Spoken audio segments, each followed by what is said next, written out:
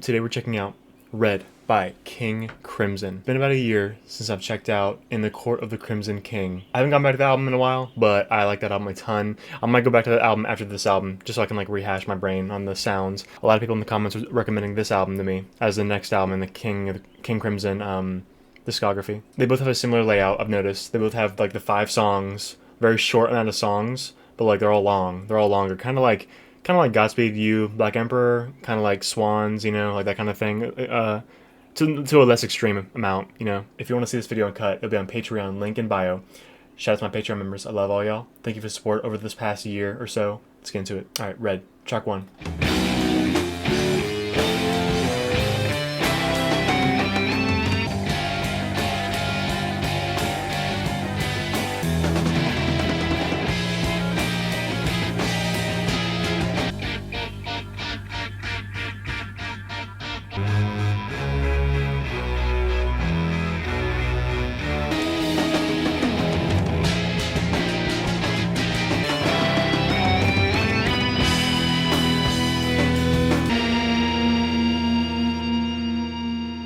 Okay, it's cool. I think it's cool. Very fluent song. Like no real build-ups, no real like slowdowns. It's just like a very fluent song. Very cool intro. Very and I don't think Court of the Crimson King has a instrumental intro. I don't think they do. So this is already like a little different. But yeah, I don't know. I think it's cool. Track 2 is Fallen Angel. Joy at the birth of a brother brings me why his life not mine. Lifetime spent on the streets of the city. Switchblade stings in 1/10 of a moment.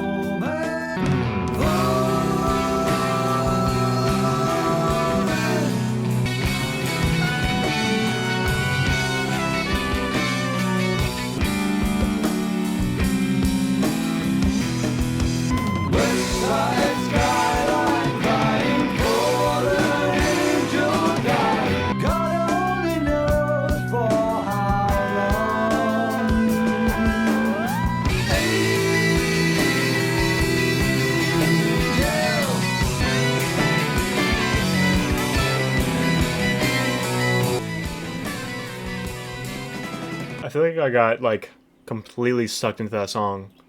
Like I got so zoned into that song. Like I just like almost forgot I was here. I don't even know. That was crazy. Rest in peace. Rest in peace. I don't know if he's talking about someone he personally knows, or like just like an example of someone passing away, like to like dying in like the city life. You know. I think he's talking about maybe kids growing up in like cities, and like gang violence and like just violence in general, and just like like you know what I'm saying. And he's like almost confused, like why I'm blessed to not have his kind of life. You know what I'm saying? It's not a punch. That was a cool ass guitar solo too. Cool ass guitar solo. They really did that shit. You know. Track 3 is One More Red Nightmare.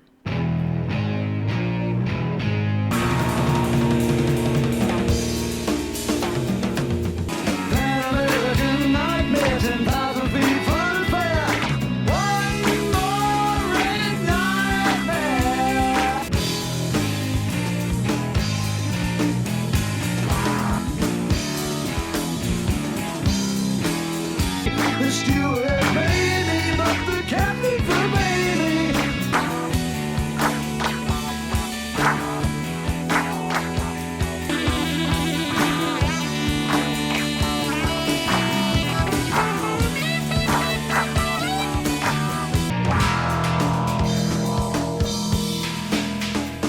It was now broken, the ruby awoken. One more red nightmare.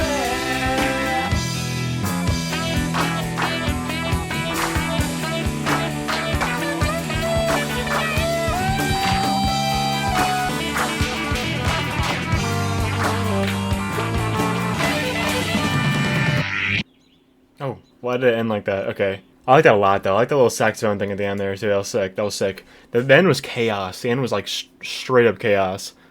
So many instruments playing at once. I mean, that was so much to listen to. It progressively got more chaotic as it went on, which is cool. There were some weird sounds in there that I don't even think they were instruments. Sound like slapping. It just sounds like this song is about a him having a nightmare on a plane, and then the altitude, like, it starts going down. The fucking plane starts going down, and then he woke up. My prayer been answered. My dream is not broken, though rudely awoken. One more red nightmare. There's probably symbolism in that I'm not getting. There's probably crazy symbolism I'm not getting in that, but definitely interesting. Track 4 is Providence.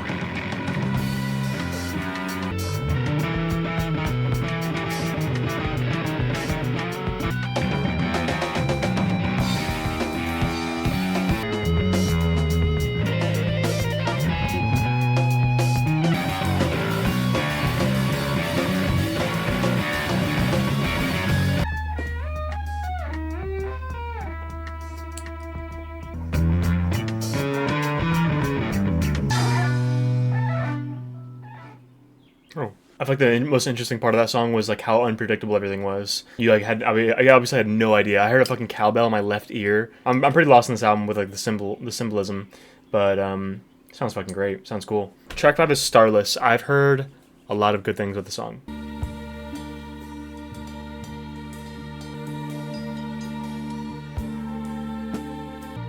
Dazzling day, turned within oh, black.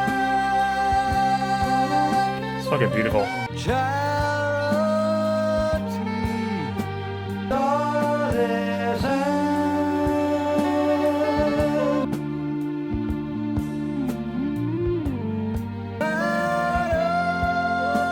Providence, Bible red.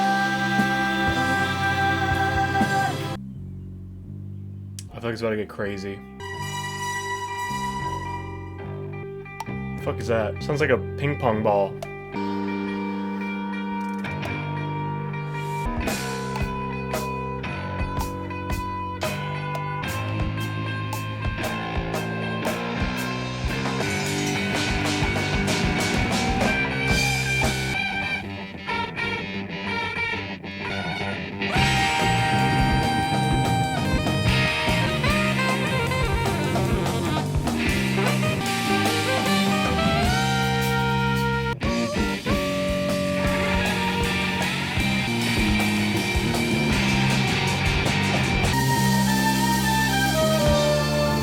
Oh.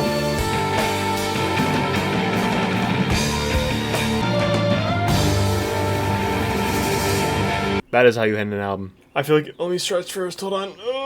I feel like the first part of the song was really pretty.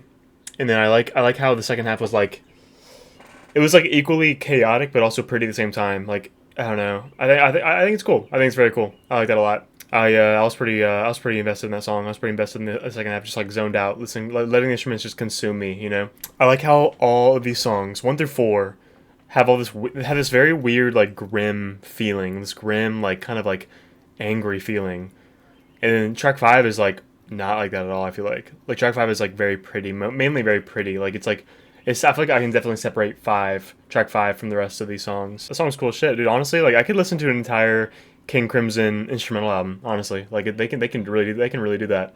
They could for sure do that. This shit's good. I feel like the main theme of this album is probably around like just violence, maybe just violence, like unneeded violence.